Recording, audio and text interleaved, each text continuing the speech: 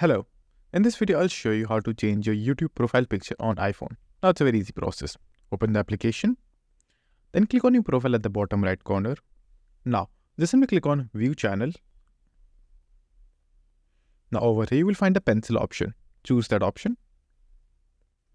Now, right over here, you will have a lot of options, but at the very center, you will find your profile picture, and on top of the profile picture, you will find a camera option. Click on that option. Now, just simply choose your desired image that you want to apply.